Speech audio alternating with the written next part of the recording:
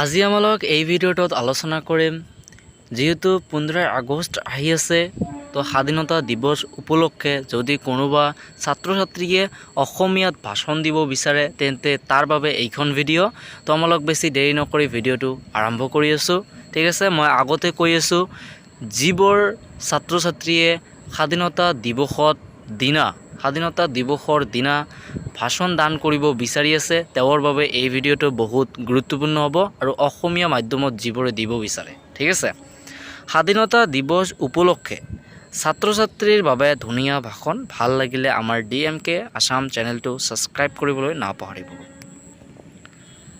৭৭তম স্বাধীনতা দিৱস উপলক্ষে মুকলি আকাশত উৰি থকা তিৰংগা জাতীয় পতাকাৰ তলত সমবেত হোৱা সন্মানীয় প্ৰধান অধ্যক্ষ মহোদয়, লগতে উপস্থিত শ্ৰদ্ধাৰ শিক্ষক শিক্ষয়িত্ৰীসকল, লগতে মোৰ মৰমৰ বন্ধু বান্ধৱীসকল, লগতে উপস্থিত স্বদেশ প্ৰেমী অভিভাৱকসকল। প্ৰথমতে মই সকলোকে স্বাধীনতা দিৱসৰ আন্তৰিক অভিনন্দন ও শুভেচ্ছা জ্ঞাপন কৰিছোঁ। লগতে স্বাধীনতা দিৱসৰ বিষয়ে দুই এষাৰ ক'বলৈ সুযোগ দিয়াৰ বাবে অধ্যক্ষ সভাপতি মহোদয়ক ধন্যবাদ জ্ঞাপন কৰিছোঁ। 1947 চনৰ 15 আগষ্ট তাৰিখটো ভাৰতৰ সোণালী ইতিহাসত উদীয়মান দিন, কাৰণ এই দিনতে ভাৰতবাসীয়ে 200 বছৰীয়া ব্ৰিটিছ শাসনৰ অন্ত পেলাই স্বাধীনতা লাভ কৰিবলৈ সক্ষম হৈছিল। কিন্তু এই স্বাধীনতা লাভ কৰাটো ইমান সহজ নাছিল।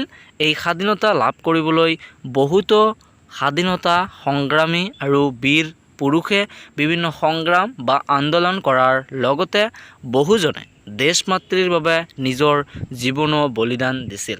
ব্ৰিটিছসকলে প্ৰায় 200 বছৰ ধৰি ভাৰতত শাসন কৰি আছিল। ব্ৰিটিছৰ শাসনকালত ভাৰতীয়সকলে বিভিন্ন অত্যাচাৰৰ সন্মুখীন হৈছিল। ব্ৰিটিছসকলে ভাৰতীয়সকলক পুতলাৰ দৰে ব্যৱহাৰ কৰিছিল, অৰ্থাৎ তেওঁলোকে যি কৈছিল সেয়াই ভাৰতীয়সকলে মানি চলিব লাগিছিল। ব্ৰিটিছ শিবিৰত ভাৰতীয় সৈন্যসকল অমানৱীয় ব্যৱহাৰ কৰা হৈছিল আৰু কৃষকসকলে শস্য খেতি কৰিব নোৱাৰাৰ বাবে অনাহাৰত মৃত্যুৰ মুখত পৰিছিল আৰু গধুৰ ভূমিকৰ পৰিশোধ কৰিব লগা হৈছিল। আমাৰ স্বাধীনতা সংগ্ৰামীসকলে ভাৰতৰ স্বাধীনতাৰ বাবে সংগ্ৰাম কৰিছিল।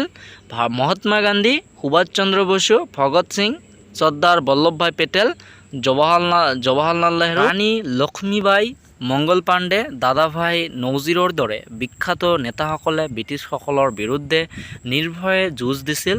তেওঁলোকৰ বহুতে ভাৰতক ব্ৰিটিছ শাসনৰ পৰা মুক্ত কৰিবলৈ নিজৰ জীৱন উৎসৰ্গ কৰিছিল। তেওঁলোকৰ অৱদান আৰু প্ৰচেষ্টা ভাৰতৰ স্বাধীনতা ইতিহাসত স্মৰণীয়।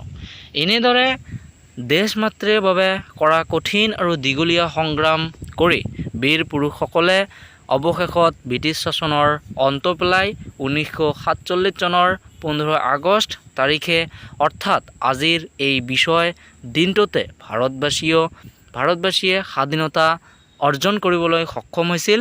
সেইকাৰণে ভাৰত বা বিদেশত বাস কৰা প্ৰতিজন ভাৰতীয় নাগৰিকৰ হৃদয়ত এই দিনটোৰ যথেষ্ট গুৰুত্ব আছে। আজি আমি স্বাধীন হোৱা বাবেই বিশ্বৰ ভিতৰত সফলতাৰে আমাৰ চানেকি দাঙি ধৰিব পাৰিছোঁ।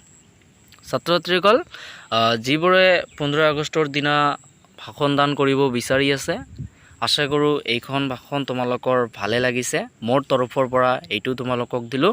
আৰু এটা কথা, যদি কাৰোবাক PDF-ৰ লিংকটো লাগে তেন্তে মোক এটা কমেণ্ট কৰিব, মই PDF-ৰ লিংকটো দি দিম। ঠিক আছে, আৰু ছাত্ৰ ছাত্ৰীসকল আজিৰ ভিডিঅ'টো ইয়াতেই।